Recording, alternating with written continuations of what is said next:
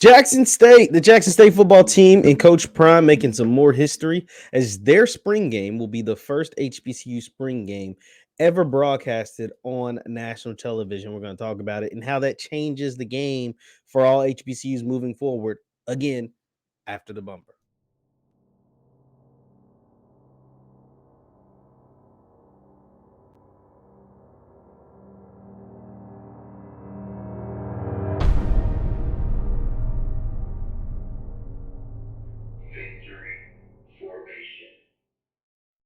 What's good people? What is good people? My name is JeffLightsyJr. here with the Black Boss channel and Victory Formation. Thank you guys for tuning in.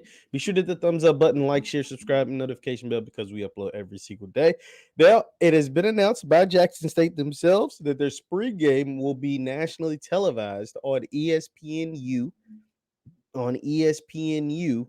for the first time ever, and they become the first HBCU with a spring game nationally televised. Now, as you know, if you follow college football, especially the high-level Power 5 college footballs, teams like Alabama, Ohio State, Michigan, Georgia, all these different other teams, they get their spring games nationally televised because there's storylines that we're following, whether it's who's going to be the next quarterback at Ohio State before last year, or how was Alabama bounce back after winning a national championship and having a guy who didn't play much be their quarterback in Bryce Young, or even this year having the Heisman Trophy winner Bryce Young and bouncing back from a championship game loss to Georgia. Then you go down to Georgia and talk to Stetson Bennett and all those guys after losing a bunch of guys to the NFL in the NFL draft and winning the national championship. So those are major storylines that ESPN and other networks follow when they go to these spring games. Well, Jackson State has a ton of storylines. Obviously, after winning the SWAC championship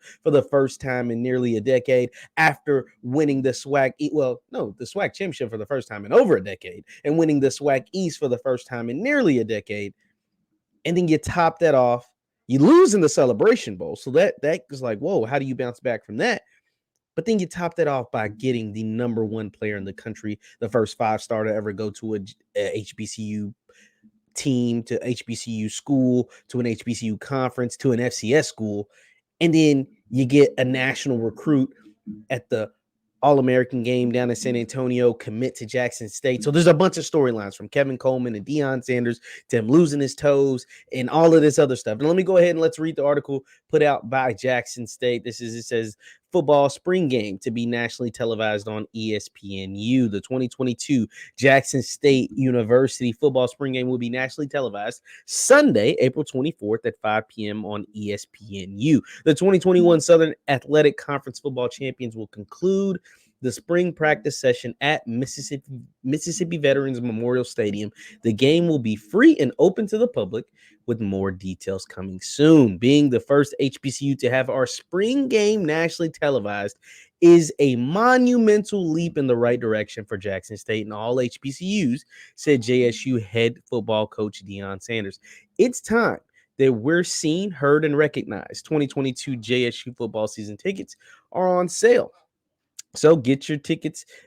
I love. So this is them once again pushing the ball forward. I mean, for all the haters and the lovers and everything that however you feel about Deion Sanders, or however you feel about Coach Prime in the JSU program, they continue to push the ball forward. They continue to have momentous moves. They continue to do things that are unprecedented. And getting this spring game on ESPNU and being the first HBCU with a nationally televised spring game is big, because what is that? What is the word that we've been using for HBCUs? What is the word? There's a couple of words that we've been using. The one is resources, and two is the exposure. We're getting a ton more exposure, pre-draft process, post-draft process, college process, the experience, the college experience, and not just the games, but everything else that takes place at the HBCU level.